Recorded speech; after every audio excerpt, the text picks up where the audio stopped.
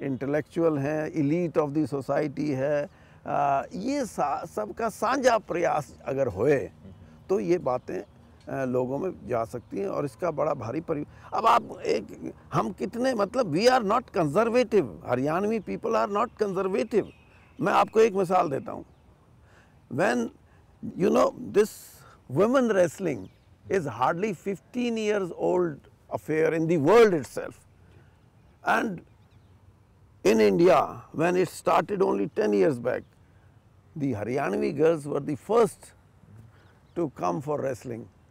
So how can we say that we are a closed society? No, Haryana का जो society, Haryana की लड़की हिमालय को स्केल करती है, हरियाणा की लड़की स्पेस में जाती है, हरियाणा की लड़कियां रेसलर हैं, हरियाणा की लड़कियां कहाँ पहुंच रही है, लेकिन एक छवि कि वही की महिलाओं पर अत्याचार है, पता नहीं वो जो बात है उसके लिए मैं यही कह रहा हूँ कि हमारे को जो युवा पीढ़ी है उसको भी अपनी जिम्मेवारी समझनी पड़ेगी और जिम्मेवारी आहिस्ता आहिस्ता उनके समझ में आ रही है। मेरा अपना ये अनुभव है, जब मैं कॉलेज में पढ़ता था तो मैं सिगरेट पीना फैशन समझता था कि मेरे को 10 आदमी जाने की, देखो भाई he can afford to smoke. आज के दिन हरियाणा का युवक उसकी सोच बदली है, आज उसने स्मोकिंग की तरफ अपना कम रुझान किया है, आज शराब की तरफ उसका रुझान कम है। पहले गांव में बुढ़ा उसको कंपेल करता था कि हुक्का भर के लेके आ, और अगर नहीं करता था तो उसकी डिफाइंस समझी जाती थी कि इसने तो फैमिली का अपमान कर दिया। लेकिन आज सामाजिक परिवर्तन है ये कि ना तो बुजुर्ग उसको ये कहता हुक्का भर, और ना वो पीता और ना वो सिगरेट पीता ना, और तो ये एक चेतना जो बनी है, मैं समझता हूँ, मेरा अपना विश्वास है कि जो जिन मुद्दों की आप बात कर रहे हो उन पे भी इनका असर पड़ेगा।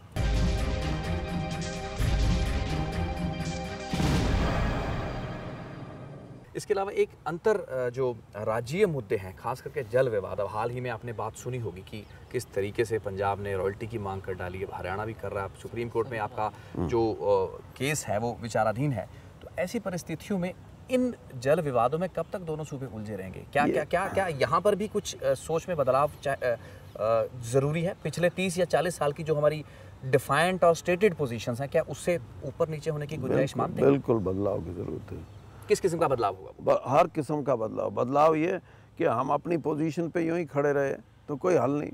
आज समय आ गया कि हमारे को we are to find out solutions. कब तक आप ये कहोगे पानी हम नहीं देंगे, वो कहेंगे हम लेंगे? This is no solution. आपको you should sit round the table and negotiate, बात करनी चाहिए। और यही नहीं, जो और भी इंटरेस्ट जिनसे जुड़े हुए हैं हमारे आर्थिक इंटरेस्ट, जैसे ये किसाऊ डैम है और लखवारा डैम है जमुना पे, ये ऐसे डैम हैं, अगर ये हमारे, वैसे इसमें 4 स्टेट इन्वॉल्व हैं, यूपी, उत्तराखंड, हिमाचल और हरियाणा। ये चारों स्टेट बैठ के फैसला करें कि this is our priority project. अगर इसको हम हल कर लेते हैं तो इसमें हरियाणा को सारा साल जो जमुना का जो पानी है, अश्योर्ड इरिगेशन हमारे को मिलेगी, which is the need of the hour. तमाम ऐसे मुद्दे जहां पर कि शायद आपस में बैठ सकते थे, लेकिन राजनीति ऐसी है कि दोनों सूबों की सरकारें हों या विरोधी पार्टियां हों, सिर्फ राजनीति करना चाहती हैं मुद्दों से। हाँ, यही दुर्भाग्यपूर्ण बात है। चाहे SYL का मुद्दा है, चाहे अब वो बादल साहब ने बोल दिया कि रॉयल्टी, अब बोल तो दिया, लेकिन there is no buyer of that idea of mister Badal. राजनीति है नहीं, आधारहीन चीज पे राजनीति भी नहीं हो सकती भाई। या तो बादल साहब ऐसे करें कि उनके यहाँ जो अंडरग्राउंड वाटर है उसको पंप आउट करें और हमारी नहरों में डाल दें और कहें देखो मैं इतना पानी भेज रहा हूँ, हम रॉयल्टी देंगे। लेकिन जो पानी वो कहते हैं हम तो भेज चुके हैं, उसकी रॉयल्टी हम दे चुके हैं। कहाँ दे चुके? मैं यही तो पूछ रहा हूँ ना। एक रिवर ओरिजिनेट करती है चाइना से, एक ओरिजिनेट करती है जम्मू कश्मीर से, एक ओरिजिनेट करती है हिमालय के हिमाचल प्रदेश से, एक ओरिजिनेट करती है उत्तराखंड से। ये यानी उनकी रॉयल्टी बादल मांगे। अब कोई जस्टिफिकेशन तो हो ना। और मैं ये समझता हूँ कि ये अब ये गिमिक्स नहीं चल सकते।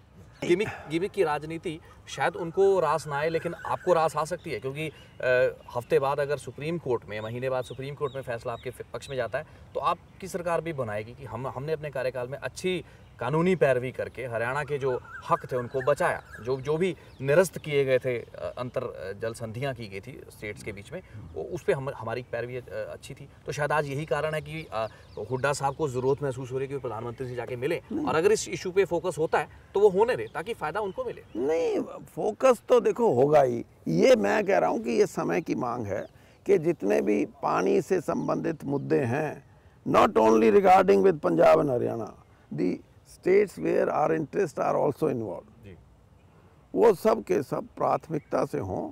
वरना हालात ये हैं कि लोग ये कहते हैं अगले 15-20 साल में कहते हैं कि गंगा भी सूख जाएगी। तो आज हरियाणा हो, पंजाब हो, we contribute 85% of the food grain to the national kitty. और अगर ये साधन सूख गए, हमारे अंडरग्राउंड वाटर डिप्लीट हो गया पूरे तौर पे, जो फॉर्मेशन ऑफ ग्लेशियर है वो कम होनी शुरू हो गई, स्नोफॉल कम, तो ये जो पेरिनियल सिस्टम है it will get disturbed, and when the perennial system get disturbed from where water would come. तो आज Punjab Haryana should put their heads together to find out the alternative arrangement.